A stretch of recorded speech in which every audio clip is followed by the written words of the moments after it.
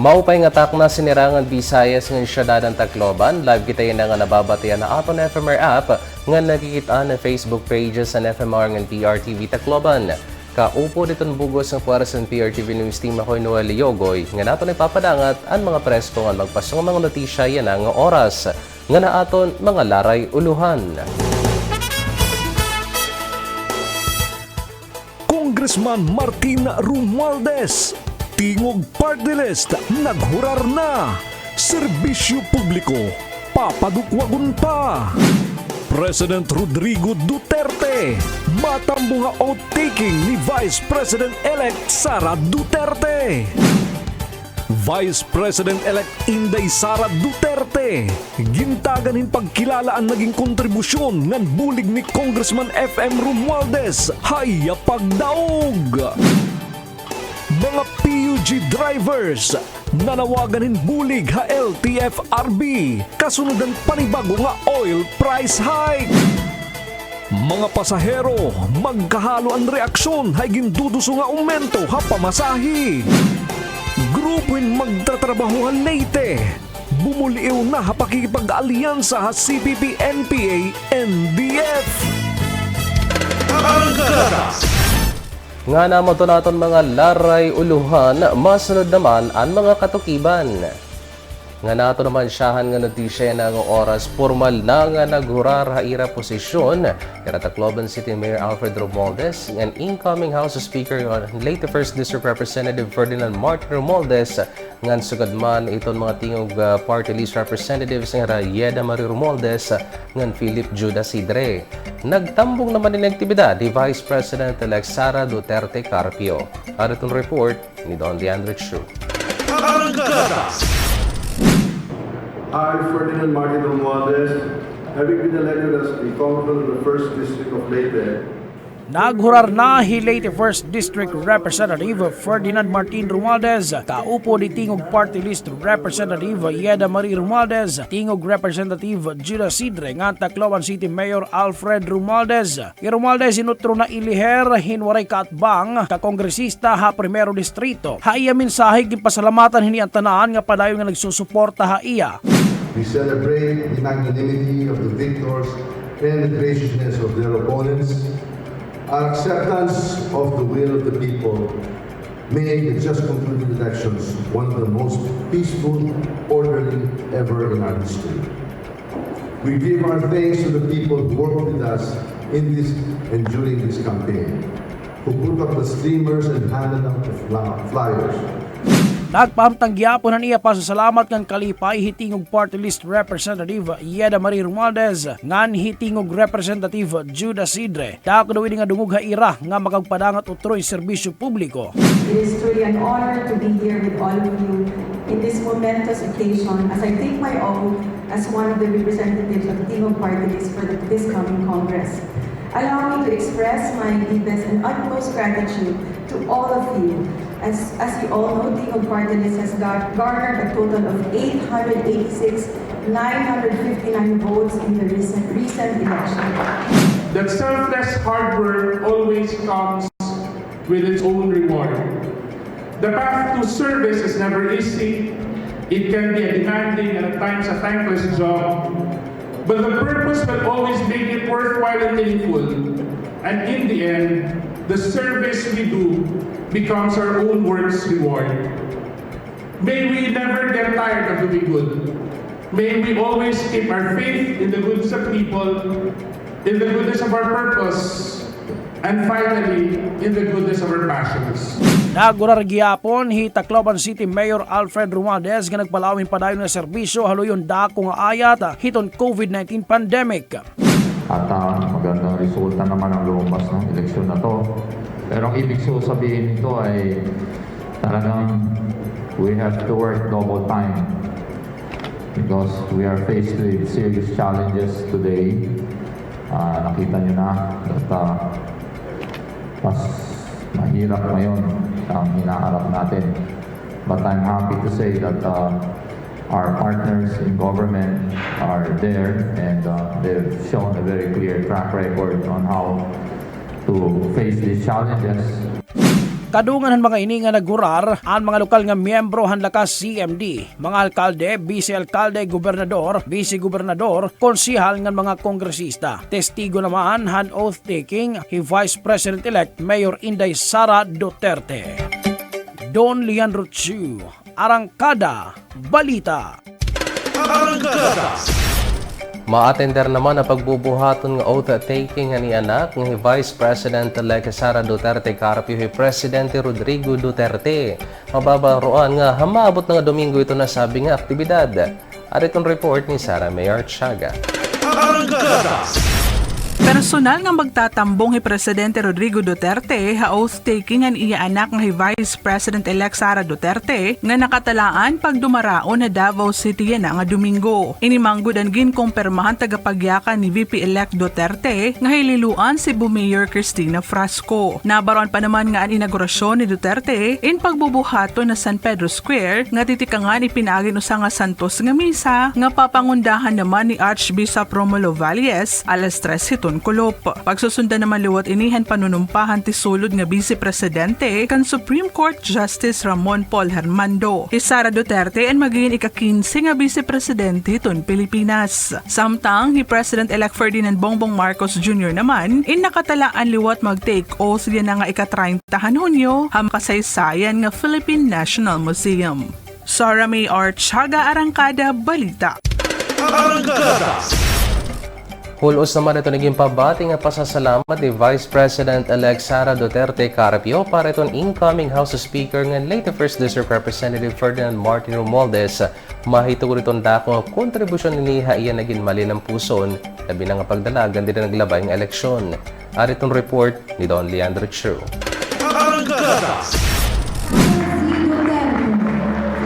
Kinasing-kasing nga ginpaabot ni Vice President-elect Mayor Inday Sara Duterte niya pasasalamat kan House Majority Floor Leader ng late 1st District Representative Ferdinand Martin Romualdez ha naging resulta han piniliay kundiin na iliherin ni Como Vice Presidente. Sumalakan Duterte nga tumambungan mass oath taking ang lakas CMD kanina hataklaban dakoy duro an bulig ni Romualdez sa iya pagdaragaan como ini iton iya campaign manager.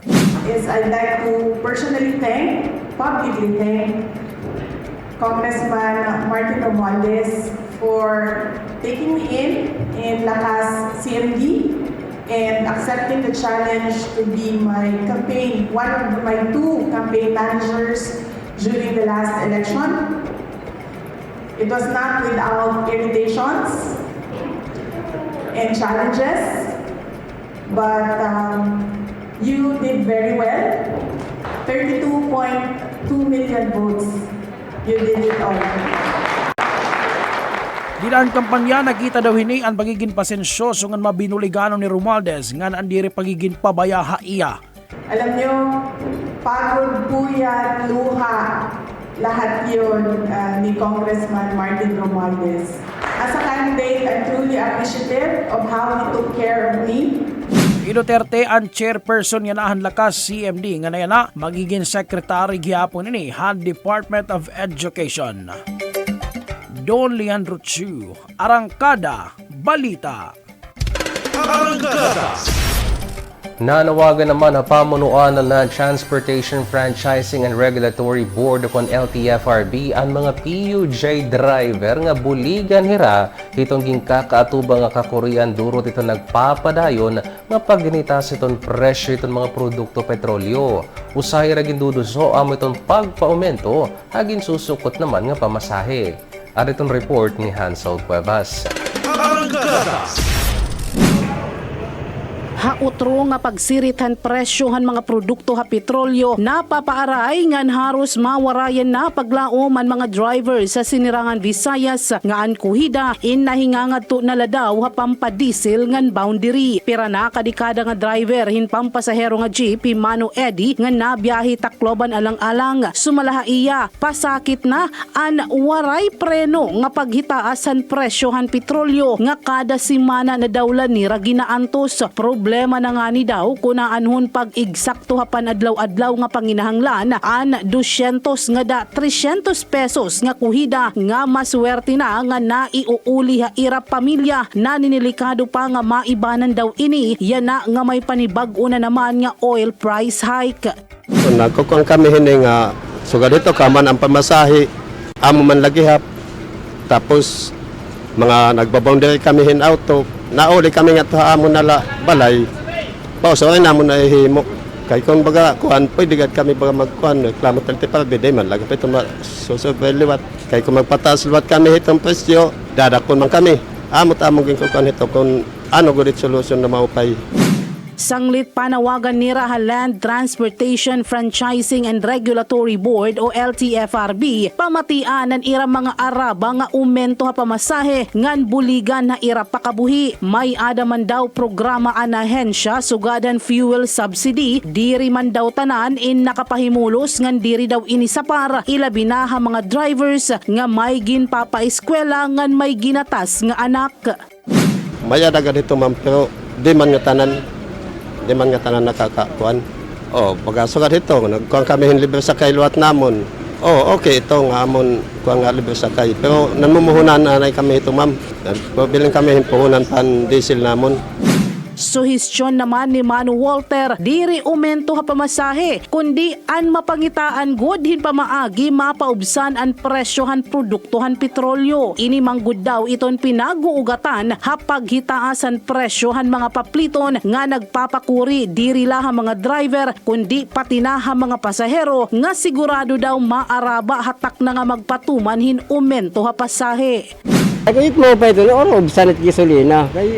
Kaya man lang kami tao mga parag auto kay mga kundiri mahal kapit boundary 9 nga da 8 itak masisiringat baga maubsan bat gasolina bisan na ikarang tag 60 70 ba di na maduduruhan at palo. Samtang naman daw liwat nga naguhulat hirahin bulig tikang ha LTFRB waray daw hira maihimo kundi an magtiyagalaanay may maipakaunla ha pamilya. Pananglitan daw indiri na nira akuson kun magpadayon pa an paghitaasan presyohan petrolyo. Posible in mapiritan daw hira nga umundang ha pagbiyahe ngan mag-umanala. Magtsatsagalaanan minta suray pa. Kaya makuri malat kami umundang kaya magpanggugutomong kami ni. Importante nga, ubsan ko rin gasolina. Ada kay masagad ito amon mamgawa na namon mamahimo nga ni. Di na kami man mimiyahin ni kay abay na kami hini ato na laha magpasohol lugod kay piho pa may kakaunon hitamong pamilya. Hansel Granados Cuevas, Arangkada Balita.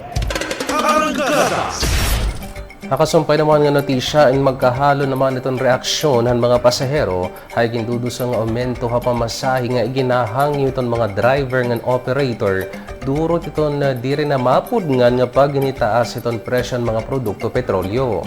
At itong report ni Hansel Cuevas. Kasumpay pahiton sunod-sunod nga aumento ha presyohan produktohan petrolyo. Waray undangan panawagan ng mga transport groups para hindugang nga pamasahe. Kakuluplahan magpatuman hin nga da 4 pesos nga increase ha produktohan petrolyo. Inibisan pa kun haros usa ka semana pala ang nakakalabay tikang ha pinakaurhi nga oil price hike. Ngani iya nga tuig umabot na ha 35 pesos 80 sentimos kada litro ang ginumentuhan ha presyohan gasolina. 35 pesos ngan 75 sentimos kada litro ha diesel, samtang 32 pesos ngan 15 sentimos kada litro naman ha kerosene. Sanglit hirit yanahan mga operators ngan drivers nga mapaumentuhan na good an pasahe. Pero para ha mga pasahero nga apektado gihapon ha pagmahalhan mga papliton nga epektohan na gihinitaas nga presyohan lana. Magkairiba ang pagkarawat ha ginuungot nga fare adjustments. Hinanay Maribel nga adlaw-adlaw nagkukumute, tipa ha posible nga aumento ha pamasahe. Diri manggudla daw mga driver kundi pati man gihapon mga pasaheros in makurian kabutang mahitungod han pandemya. An iba pa nga ni daw in waray pa makabalik ha dati nga mga trabaho. Hira daw liwat in nagmamantiner ha diri nababantad nga sweldo. Diri ko karuya nga mag-uminto kay inin pinangungurian ko dadton nagnanakay kay labi na yan pakabuhi nga makuri gihapon tungod han kuan sitwasyon ng pandemic. Abuyon man ha iginduduso nga aumento ha pamasahe, naglalaom naman hinanay Veli nga diri duruhon ang dugang nga sukot ha pamasahe. Naiintindihan daw nira ang arabayanahan mga drivers, pero ikonsidera daw liwat unta nga tanan inapektado ha pagmahal han haros tanan nga papliton ngan serbisyo. Diri na daw masyado maulol kung mag-aumento man hin piso nga da 2 pesos ang pamasahe. Para sa aho, pwede man gihapon. Kay mahal man lagi ng kuan. Mahal man ang gasolina. Unya kung kuan di ka nang looy man po na ang mga tag-iya ini nga jeep. Tapos kinipong ka ng driver. Da kay looy niya ka man. Mahal pa gihapon mga paliton karon di. Unsaon man na di. Pwede gihapon. Pwede gihapon piso. Ambot sa uban.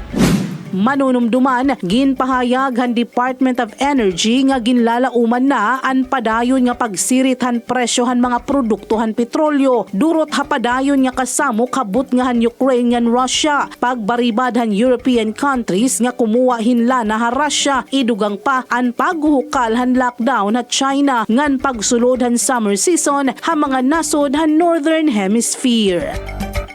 Hansel Granados Cuevas, Arangkada Balita.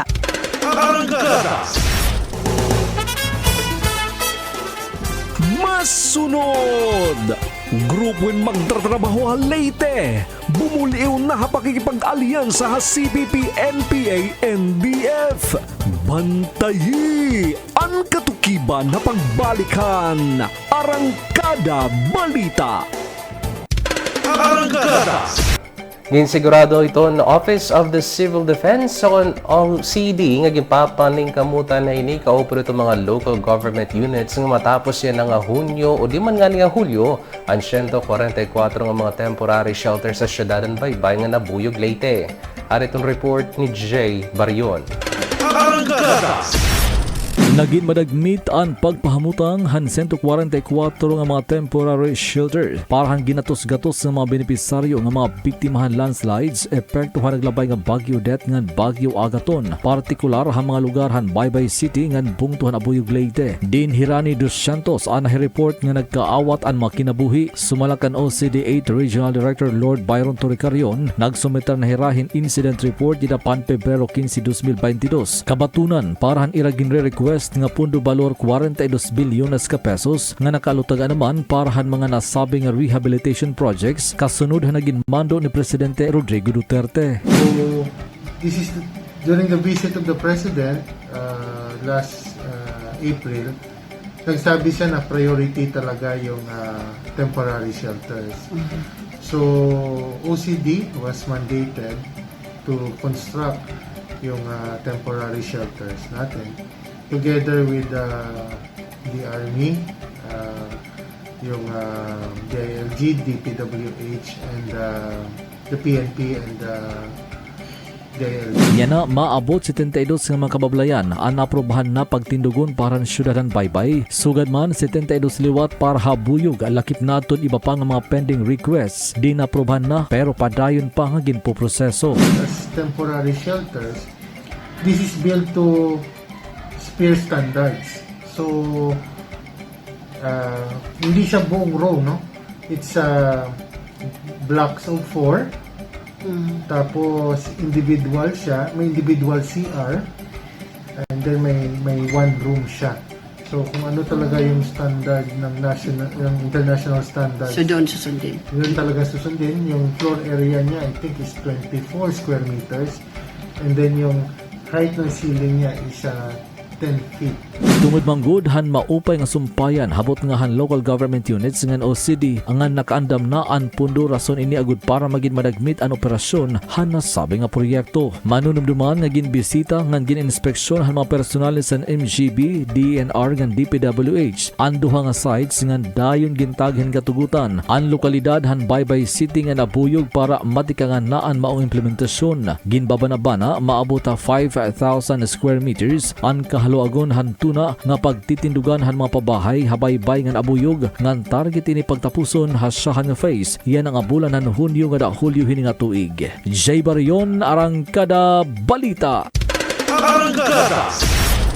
Samtang bumuliw na hairap pakikipag-alyansa CPP, NPA, NDF sa grupuhin mga magtatrabaho Leyte.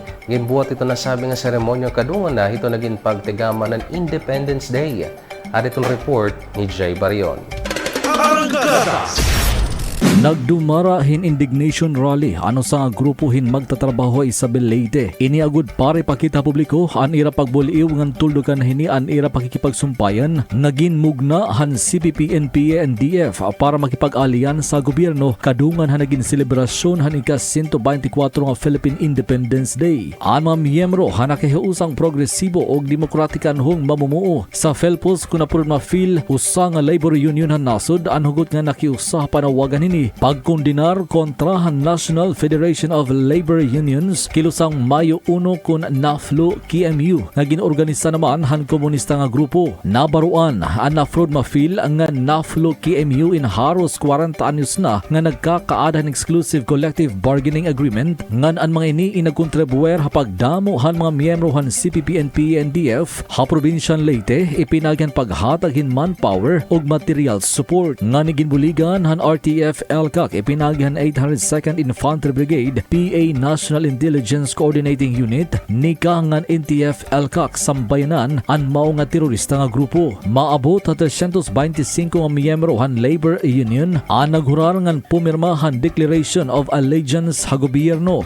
Ginpahayag naman ni Colonel Noel Vertur 802nd Brigade Commander ngan pagbuliw han mao nga grupo inagpapakita lahan nila tinuod nga mensahe han Independence Day din natalwas na hira ha impluwensyahan terorista nga grupo. Ang labor group inakatala naman makakarawat hin 1 milyones pesos sa kantidad hin livelihood assistance tikang Hadole Regional Office 8. Hygiene kits naman ngan 3,000 pesos nga financial support ang ginhatag ang OCD 8 ngan DSWD Regional Office. Jay Barion, Arangkada Balita. Iging kakalipay naman pag sumatano sa opisyal ni Electric Cooperative Rehiyon nga mahitugod ang paningkamot sa party list inhatagan ng diskwento. Itong mga kablas nga pamilya nga nakonsumo naman in 18 kilowatt paubos nga tubtob naman ini hin 30 katuig. At itong report ni Sylvia Abadingo. Yan ang nakakuha ng lingkuranan laghihapon ng APIC party list. Ginalauman naman itong electric consumer nga magkakaadain boses sa Kongreso para pamatian itong araba. Hapadayon nga paghitaas itong sukot kabaraydan han kuryente. Una pa man, hansyahan nga terminohan na sabi nga party list may din ang mga ginluluto nga balaod nun nga po pwede makabulig itong mga nag-uukuya mga tayaw nga mga lugar. Mayroong source dyan sa Dagami at saka dyan sa Burawin. Kung makonstruct na yan, mayroong dag na 7 megawatt. Tapos hindi na idaan natin sa transmission line ng GCP. Ang gagawin dyan, embedded. So kung embedded yan siya, direct na diretso sa substation natin. So hindi na dadaan sa transmission ng GCP. So wala nang babayaran ng transmission charge. So mas mura siya ng 150 at pagkatapos, darating yung panahon that it will be owned by the people. At dahil renewable energy siya kay hydro, walang 12% pa. Naidusog yapon ninian paghatag hindi diskwento nga ta mga pobre nga may da konsumo lahan 18 kWh paubos. Hin kadugangan nga 30 katuig pero inin para lahat mga light consumers. Nakita man gud ang opisyal nga pagtindugan renewable energy inusa makakabulig nga maminusan itong sukot ta kabaraydan ng kuryente. Saglit dako naman daw nga ayat ini iton magiging sekretary ng Department of Energy kunti paunan o mabubuligan iton mga electric consumers. Ngayon, review yung policy at mga guidelines and ipa-audit itong generation mga corporations kung tama ba yung singil nila ngayon. And dapat ang titikin yan, it's the ERC to review the contracts yung final ng mga generation companies dahil yung rates naman ng generation companies is being filed before the ERC. Kung inaprubahan niya ng ERC, yung formula na yan, so yun talagang sisingilin nila. Dugang pahan opisyal, dirala naman ang Cabinet Secretary ang DOE ang maatubang haayat kundi pati naghihapon mismo ang incoming President Ferdinand Bongbong Marcos Jr. Di naatubangon mismo hini ang problema currency, post-pandemic issues, and electric power. Sylvia Abadingo, Arangkada Balita. Maugot na yan ang agin alin susunod ang Food and Drug Administration ako na FDA ang pira nga mga medisina nga diri rehistrado abutan ngan waray English translation. Egido nito na FDA nga mahitungod nga waray ang mga nikaangan nga permiso in posible na magdurotin kadelikaduhan na mamaralit nga matumar. Aliton report ni Sarah May Archaga. Otro nga nagpagawa sin listahan ng Food and Drug Administration kon FDA, ago di pahibaro publiko kabahay na don ira mga nabaruan nga mga medisina nga diri rehistrado ha ira buhatan nga waray gihapon English translation. Pero dinhi amuan diclofenac sodium sustained released capsules 500 mg nga may label in foreign language, OTC Montmorillonite powder, OTC Riking Ruanjunang, OTC erythromycin ointment, ngan OTC Fengfeng Tongsheng 1. Naberipika manggo din FDA post-marketing surveillance kun PMS nga anmao nga mga food supplement in waray pag-agi pagrehistro ngan proseso didahan ahensya ngan waray ini-issuehin saktong authorization and certificate of product registration kasumpahan Republic Act 9711 o mas kilala nga Food and Drug Administration Act of 2009 nga kundiin ang pagmanufacture, importation, exportation, sale, offering for sale, distribution, transfer, non-consumer use, promotion, advertising, or sponsorship and health products nga waray sakto nga otorisasyon tikang ha FDA in mahugot-gud nga igindi diri. Usa pa nga nakita nga violation ng FDA hini nga produkto, amon kawaray hini mga English translation, diin diri mababaruan kun himo ang mga ini haano nga mga ingredients saan o nga diin ang manufacture date hini ngan iba pa. Ang FDA manggod indiri makakasiguruhan kalidad ngan seguridad hini nga mga produkto ngan kun ano iton magiging epekto hini halawas han usa nga magtutumar. Tungod hini ginaaghat adton publiko nga maging mabinantayon kabahin hini nga mga produkto nga waray mga rehistro ngan siguraduhon nga an napapalit nga mga produkto in maida FDA registration. Sarah May Archaga, Arangkada, Balita. Ginkumpirma naman itong PhilPost Tacloban nga dayon nagpapatuman itong bagong format and postal ID. Ha oras naman nga makarawat na itong aludayday tika nga central office. At itong report ni Sylvia Abadingo.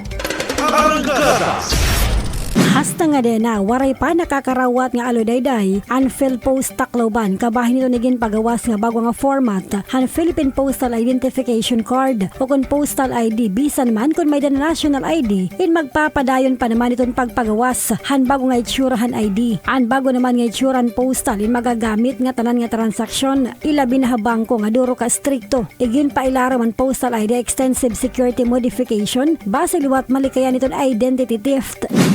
We intend to make PhilPost an ideal delivery partner for e-commerce platforms by increasing its capability and capacity to service its current customers base as well as SMEs shifting to online business model.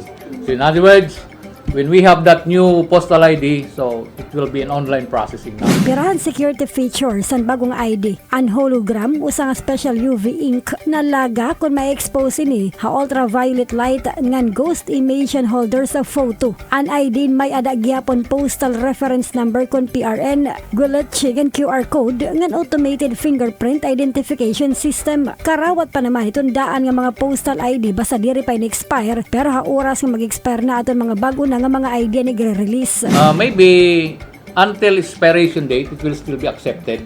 Then you will renew now your ID. We do not know yet as to the new ID, but as of now, our present ID is good for 3 years.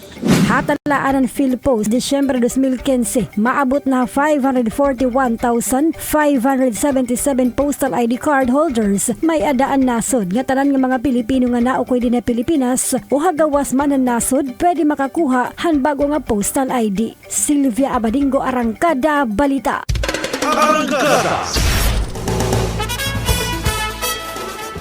Masunod! Sangyaw Festival at Tacloban. Otro nga makikitaan, mahuman ang pira katuig nga nakansila durutan pandemya. Bantayi ang katukiban na pagbalikan. Arangkada Balita. Hapagpadayon naman ito naton mga notisya na nawagan na publiko itong Bangko Sentral ng Pilipinas nga hirutan itong bag-o nga 1,000 pesos nga papel nga salapi. Nagpaymat ngun itong buhatan nga posible umatubang in penalidad at itong mapapamaturan nga magdadaw tini nga sabi nga kwarta. At itong report ni Sarah Mayor Chaga.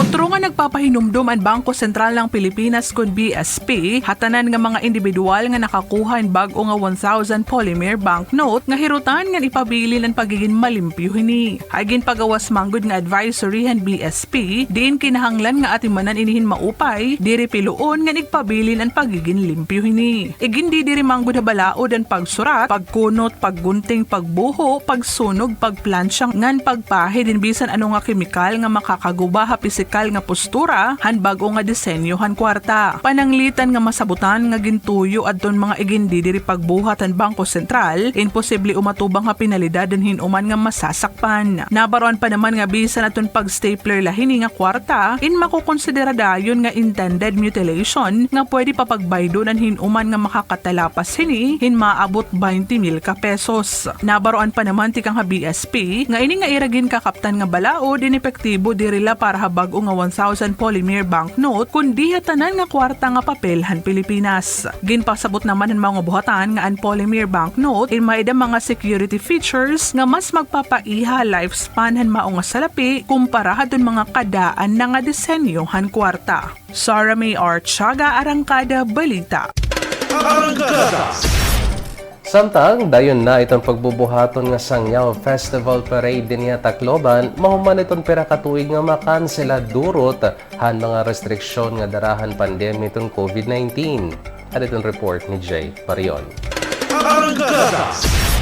Otro nga liwat nga makikitaan ang mga mag-aniyag nga maghusay ang mga partisipante sa Sangyaw Festival kung paghatag hin katalahuran kan Senior Santo Niño Durante han kinadatoy nga selebrasyon hakapiestahan han syudaran Tacloban yan nga petsa 29/2022 din pagdudumaraon ang nasabi nga paisan-isan. Sumala kan City Tourism Coordinator Annabel Bardot Atilio, maabot 15 nga dance contingents nga ginkukumponiran hin mga eskwelahan, komunidad ang mga community-based groups ang ginlalauman nga magpapaisan-isan agud makuha ang grand prize. Ang mga participantes inagtitikang ha Barangay 36-A Imelda Village, Barangay 12 Palanog, Barangay Paraiso San Jose, Barangay 39 Calvary Hill, J.E. Mondihar Computer College, Barangay 52 Esperas Avenue, Barangay 85 San Jose, Kasaringan Festival Dancers Metro Tacloban, Barangay 92 Apitong, SK 74 Tribu 74, Youth Organization SOS Barangay 106 Santo Niño, Barangay 43 Kuwari, Barangay 62-A Sagkahan, Barangay 63 Sagkahan ngan Alliance of Barangay Young Leaders kun ABYL. Ang mga contingents ang ginabisuhan na nga hugot nga magsunod ang health protocol ngan ginlimitaran na ang mga miyembro han mananayaw nga dalahat 30 inikom hapagsunod han rekomendasyon han City Health Office ngan IETF. Hugot naman gihapon nga naapila hi Atilio ha publiko nga magsunod han nga tanan nga mga ginmamando nga COVID-19 health protocols para mas siguradong holos ngan badayon ang nasabi nga selebrasyon kung diri otro tigda magnitaas ang kasuhan COVID-19.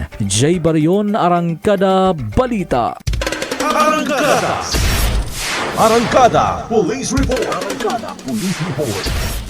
Samtang atang mga police report, paslak yan na presoan ano sa nga high-value individual din nga rehiyon, mauman maaresto din lunsar nga bypass operation din nga Tacloban. Samtang dito naman na Ormoc City, usang nga lalaki itong ginpusil patay. Adin naman itong mga report ni Dan Kirkes.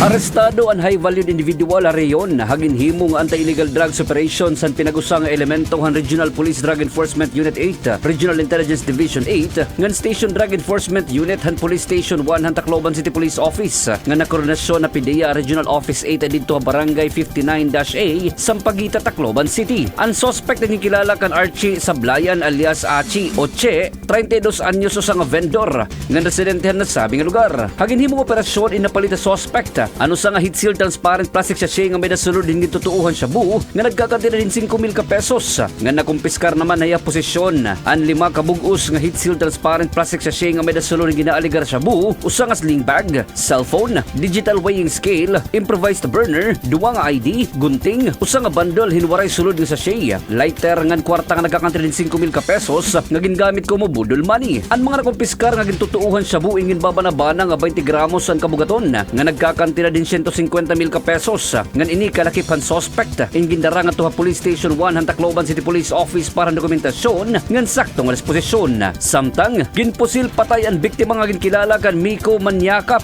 kakulop nga adlaw didto sa Sitio Picas Barangay Liluan, Ormoc City. Usa nga tawag nga nakarawat han Ormoc City Police Station 3 tika nga concerned citizen kabahin na nasabi nga insidente nga napagrespondihan kapulisan inakitaan na lanira ang patay nga lawas ang biktima. Base inisyal nga investigasyon inagawas nga ang biktima in kumadto hamao nga lugar agud manubong han iya mga manok. Hantig dala ini nga pamumusilon hinwaray kakilala nga suspect nga naigo ang biktima ha magtradlain nga parte niya lawas rason handayon nakamatayon hini. Ang Ormoc City Police Station 3 in nagdudumara na hinat pursuit operations agud makilalaan ngan maaresto ang suspect han nasabi nga insidente. Dunkirk Riquez, Arangkada Balita.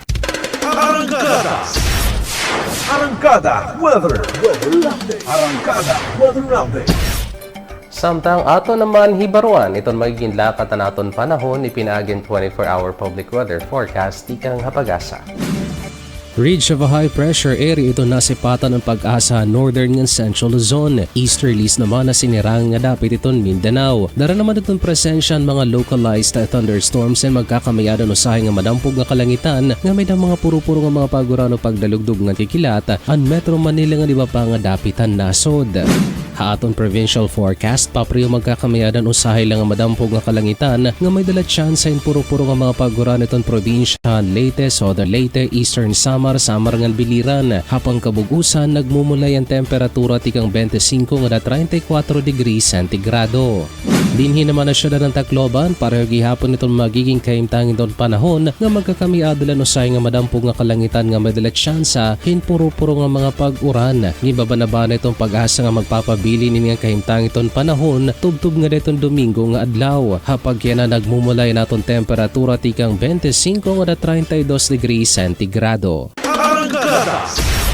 Ngan amod to naging kabugusan na naton mga notisya na nga oras para naman itong kadugangan nga mga impormasyon ng mga balita bisitahan niyo ang Facebook pages sa FMR ng PRTV Tacloban. Pwede nagyapon ma-download na natin FMR app sa Google Play Store para itong mga Android users.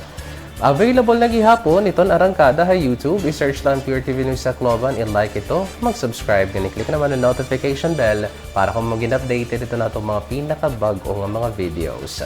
Nga nangaran naman itong bugos nga para sa PRTV News Team, ako'y Noel Yogoy. Dabang salamat nga mauping atak na ha iyo nga talaan.